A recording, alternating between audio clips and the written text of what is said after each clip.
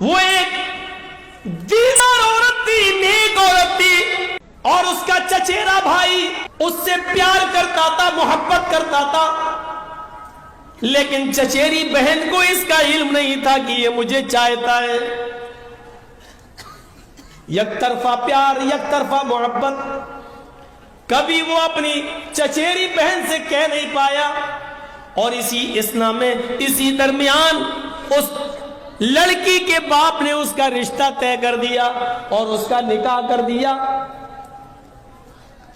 اس زمانے میں جلدی رشتہ طے ہونے کے بعد ہی شادی ہو جاتی تھی، ہماری طرح رواج نہیں تھا۔ چچیری بہن تھی، لڑکا کہہ نہیں پایا، باپ نے بیٹی کی شادی کہیں اور کر دی۔ بخاری شریف کی حدیث ہے، بخاری شریف میں یہ واقعہ موجود ہے۔ چند سالوں کے بعد 2-3 بچوں کی ماں بن گئی وہ لڑکی۔ اس کا شوہر بیمار ہو گیا، چارپائی سے اٹھنے کے لائق نہیں رہا، بستر پکڑ لیا، بچوں پر بھوک کی نوبت آ گئی۔ اس نے سوچا کہ میرا چچیرا بھائی تھوڑا پیسوں والا ہے، امیر ہے، چلے اس سے جا کے تھوڑی سی مدد لے لیں۔ وہ آتی ہے، دروازہ کھٹکھٹاتی ہے، چچیرے بھائی نے دروازہ کھولا، سامنے دیکھتا ہے کہ میری چچیری بہن کھڑی ہے۔ اندر آؤ۔ کیسے آنا ہوا؟ اس نے بتایا تم تو جانتے ہی ہو کہ تمہارے بہنوئی کے بستر پر پڑے ہیں، اٹھنے کی طاقت نہیں ہے، میں عورت ذات ہوں، کتنی محنت کر سکتی ہوں، شوہر کی دوا اور علاج بھی کرانا ہے اور بچوں کا پیٹ بھی پالنا ہے۔ غریبی نے مجھے پکڑ لیا ہے، غریبی نے مجھے جکڑ لیا ہے، بچوں کی بھوک اور پیاس نے مجھے مجبور کر دیا ہے، اس لیے میں نے آج تک کسی کے سامنے ہاتھ نہیں پھیلایا ہے۔ تو میرا چچیرا بھائی ہے، تجھ سے تھوڑی سی مدد لینے آ گئی ہوں، زکوٰۃ کا ہو، خیرات کا ہو، صدقے کا ہو، کچھ بھی ہو تیرے پاس تو میری مدد کر۔ رشتہ داروں میں زکوٰۃ خیرات دینے کا ثواب زیادہ ہے، تم ہماری مدد کر سکتے ہو، میں تمہاری رشتہ دار ہوں، میں تمہاری چچا کی بیٹی ہوں۔ تو کہتی ہے کہ میں تیری رشتہ دار ہوں، جو بھی دینا چاہے دے دے۔ اس نے کہا ہے میری چچیری بہن، آج میں تم سے اپنے دل کی بات کہنا چاہتا ہوں۔ جی بولو بھائی، کیا بات ہے؟ آئے میری بہن، میں تم سے بے حد پیار کرتا تھا، شادی سے پہلے بھی میں تمہیں دل و جان سے چاہتا تھا، میں تمہارے ساتھ نکاح کرنا چاہتا تھا، لیکن میں نے سوچا کہ ابھی تمہارے ابو تو کچھ ٹائم لگائیں گے نکاح کرنے میں، کوئی اچھا موقع ہوگا تو ہم دیکھ کر ان سے بات کر لیں گے یا تم سے ہی کہہ دیں گے، لیکن ایسا موقع نہیں آیا۔ اور ایک دن پتہ چلا کہ آپ کا رشتہ طے ہو گیا اور نکاح کر دیا گیا۔ اس دن مجھے بہت تکلیف ہوئی، لیکن اے میری چچیری بہن، محبت مجھے آج بھی ہے تم سے۔ اب نکاح تو میرے ساتھ نہیں ہو سکتا کیونکہ تم کسی اور کے نکاح میں ہو، لیکن ہاں محبت دل میں ابھی بھی ہے، اس لیے میں تمہارے سامنے ایک پیشکش رکھتا ہوں۔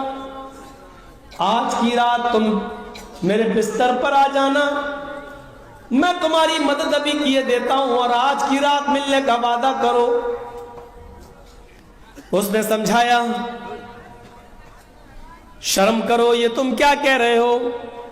اس نے کہا سوچ لو، ایک طرف تمہارا شوہر ہے جو بستر مرض پر پڑا ہوا ہے، دوسری طرف تمہارے چھوٹے چھوٹے بچے ہیں جو بھوک سے بلبلا رہے ہیں، سوچ لو، غور کر لو۔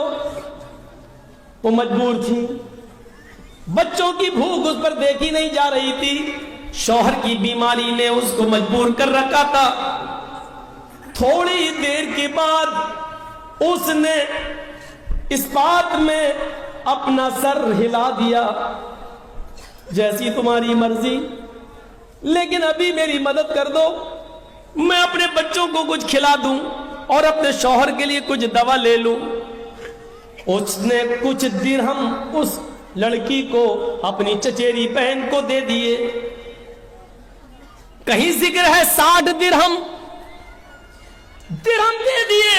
یہ لڑکی اس سے وعدہ کر کے چلی آئی, آدھی رات گزر جانے کے بعد میں تیرے بستر پر آ جاؤں گی. مجبور تھی, چلی آئی, اپنے شوہر کے لیے دوا کا انتظام کرتی ہے اور اپنے بچوں کے لیے کھانا نہ بناتی ہے, تیار کرتی ہے, کھانا کھلاتی ہے, شوہر کو سلاتی ہے. دیکھ لیا کہ بچے بے ہوش پڑے ہیں, شوہر بھی گہری نیند میں بیمار ہے, جو دوا کھایا ہے اب صبح سے پہلے اس کی آنکھ نہیں کھلے گی. دل پر پتھر رکھتی ہے اور پھر چل دیتی ہے کہ میں نے جو وعدہ کیا تھا اپنے وعدے کو پورا کراؤں, شاید پھر کبھی ضرورت پڑ جائے پیسے کی, درہم و دینار کی, تو وہی میرے کام آئے گا. دروازے کو دستک دیتی ہے. اس کو تو نیند ہی نہیں آ رہی تھی, وہ تو انتظار میں بیٹھا ہی تھا. دروازہ کھولا, اس نے فوراً ہاتھ پکڑ کر اس کو اندر کھینچ لیا اور پھر دروازہ لگایا, اور پھر وہ اس کے قریب آ کر کہتا ہے آؤ اس بستر پہ آؤ, تم نے آنے میں کچھ تاخیر کر دی. یہ بیچاری کھڑی ہے, تھرا رہی ہے. یہ کہتا ہے کہ ادھر آؤ, یہ کانپ رہی ہے.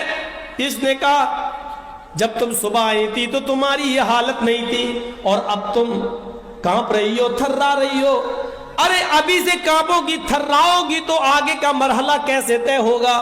ابھی تو ہمیں اور تمہیں آج کی رات ہمیں تمہارے ساتھ, تمہیں میرے ساتھ گزارنا ہے, آگے کے مرحلے بھی تو طے کرنا ہے.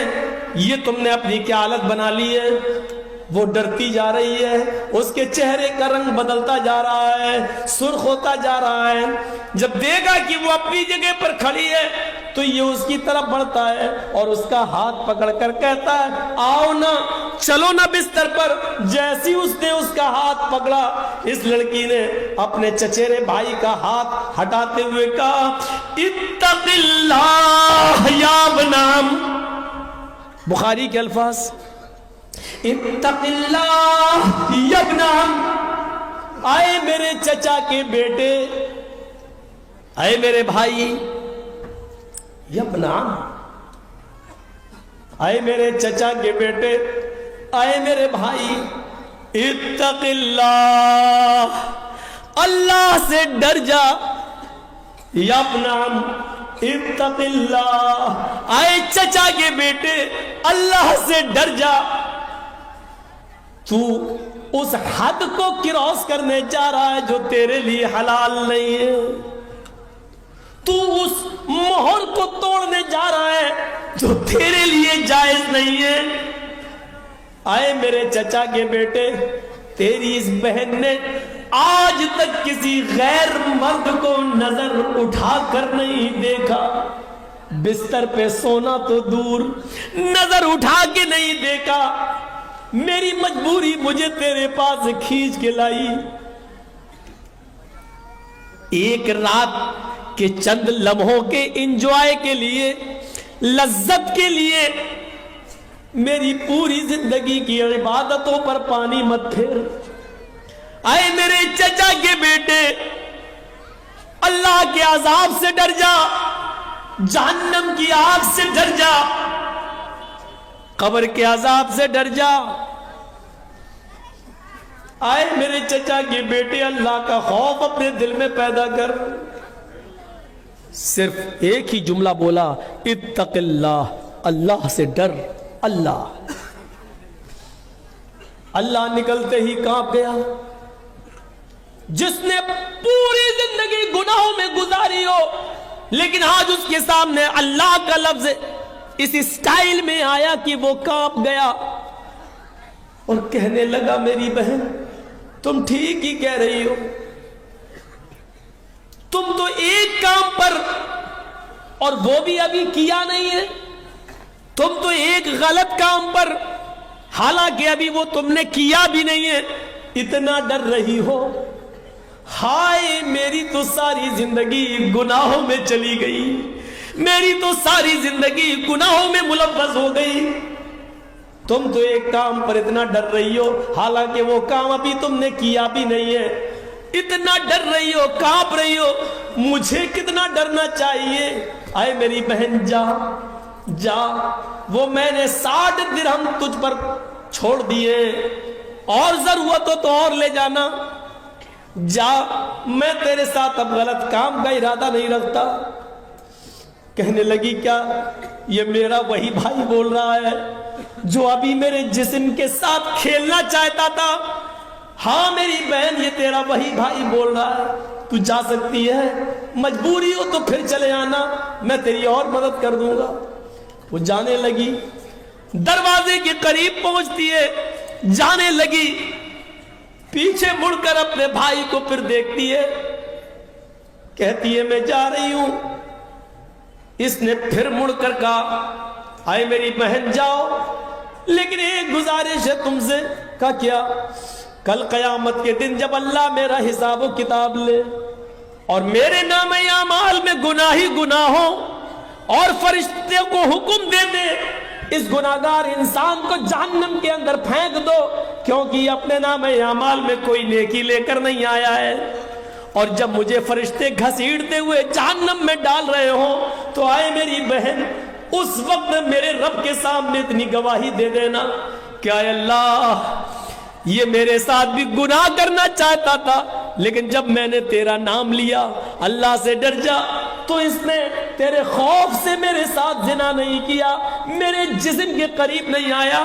اگر میرے ساتھ زنا سے بچانے والا اس کو کوئی چیز تھی تو وہ تیرا ڈر تھا, تیرا خوف تھا, تیرا خشیت تھی, تیرا ڈر تھا.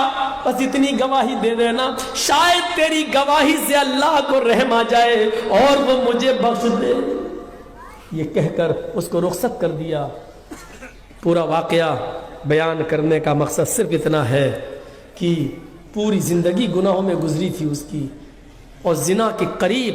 اور یاد کرو, جس نے پوری رات دماغ ہی بنا لیا ہو کہ ابھی آتی ہوگی, ذہن بنا چکا ہو کہ ہم اس سے ملیں گے, آج 2 جسم اور ایک جان ہوں گے, اور عین موقع پر اس کے ارمانوں پر پانی پھیر دیا جائے اور یہ کہہ دیا جائے کہ اللہ سے ڈر جا, کیا بیتی ہوگی. لیکن اللہ کا خوف اس کو کیسا تھا کہ فوراً اس نے کہہ دیا جا, میں نے تجھے نظر انداز کیا.